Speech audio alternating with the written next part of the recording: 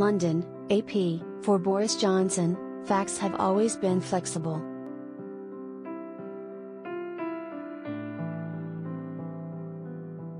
The British Prime Minister's career is littered with doctored quotes, tall tales, exaggerations and mistruths. When called out, he has generally offered an apologetic shrug or a guilty grin, and moved on. Plenty of people were willing to forgive him.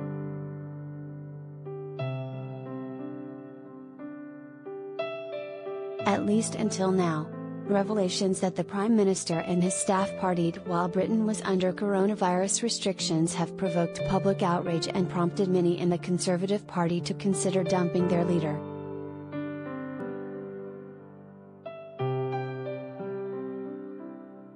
The Conservatives picked Johnson because his image as a cheerful rule-breaker, the naughty schoolboy of British politics, gave him a rare ability to connect with voters.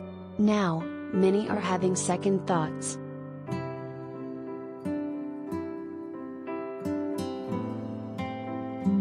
His fans would say he's a force of nature, he doesn't let things get in his way, said Stephen Fielding, professor of political history at the University of Nottingham.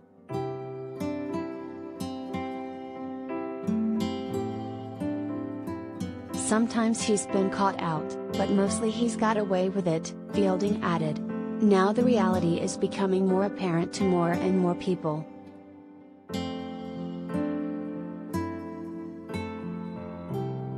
Johnson has often been able to talk his way out of crises. The Oxford-educated politician has used words to create the image of a rumpled jokester with a mop of blonde hair who doesn't take himself too seriously. Quips and jokes tumble out of him, sometimes in Latin or ancient Greek.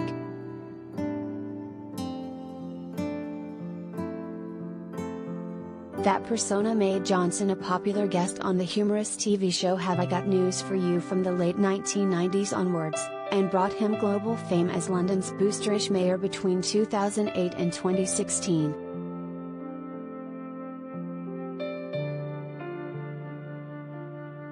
Many people thought he was too lightweight ever to become Prime Minister, and Johnson didn't contradict them. He disguised his ambition with jokes, saying he had as much chance of becoming Prime Minister as of finding Elvis on Mars or being reincarnated as an olive.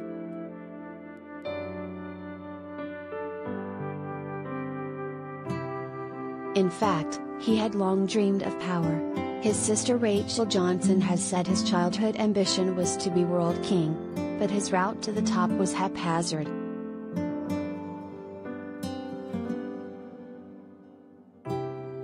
As a young journalist at the Times of London, he fabricated a quote about King Edward II from a historian, who also happened to be his godfather. He was fired, but that didn't stop him becoming Brussels correspondent for the Daily Telegraph in the early 1990s, filing exaggerated stories of EU waste and red tape. Those Euro myths about one-size-fits-all condoms and plans to ban bendy bananas helped turn British opinion against the bloc, and ultimately led to Johnson becoming the Brexit champion who would years later bring the UK out of the EU.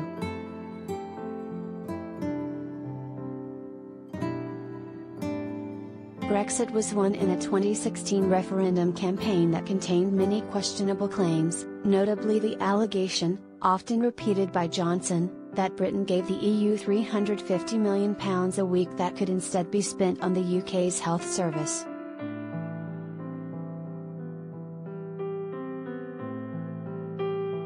Johnson suffered an early political setback when then Conservative leader Michael Howard fired him in 2004 for lying about an extramarital affair. A month earlier, Howard forced him to apologise to the city of Liverpool for accusing its residents of wallowing in victimhood.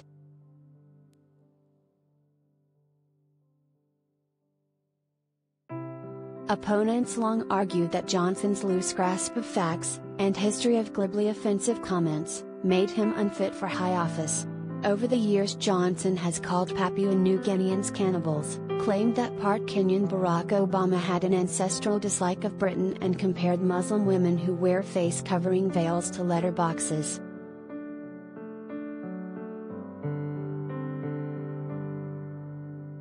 Johnson has usually responded by dismissing offensive comments as jokes, or by accusing journalists of dredging up long-ago remarks.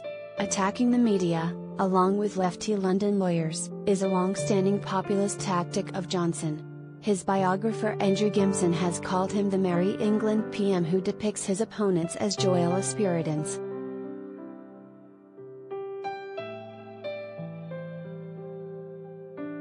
Now, though, Johnson's allies worry that the tide has turned. Johnson has apologized for the lockdown-breaching parties in uncharacteristically subdued and carefully worded statements. He has stopped short of admitting personal wrongdoing, saying he believed he acted within the rules.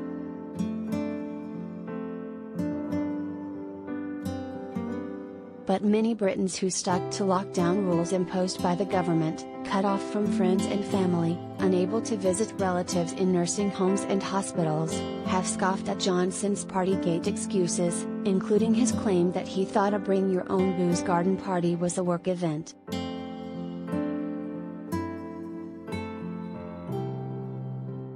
Chris Curtis, head of political polling at Opinium Research, said public trust in the Prime Minister had plummeted and Johnson's personal approval ratings were now pretty dire.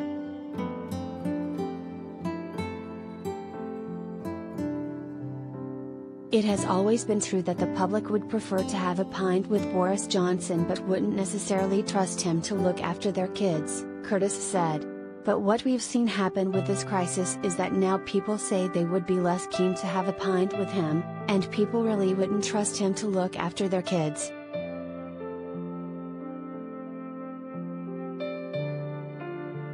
Next week, senior civil servant Sue Gray is expected to conclude an investigation into the partying allegations. If she does not find that Johnson knowingly broke the rules, Conservative lawmakers may hold back from a no-confidence vote to topple him.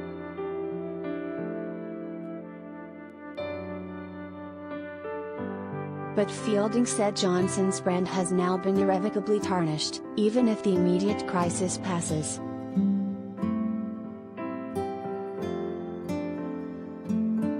It will recede, but I don't think it will recede to the level that makes him a viable leader for the Conservative Party going into the next election, Fielding said.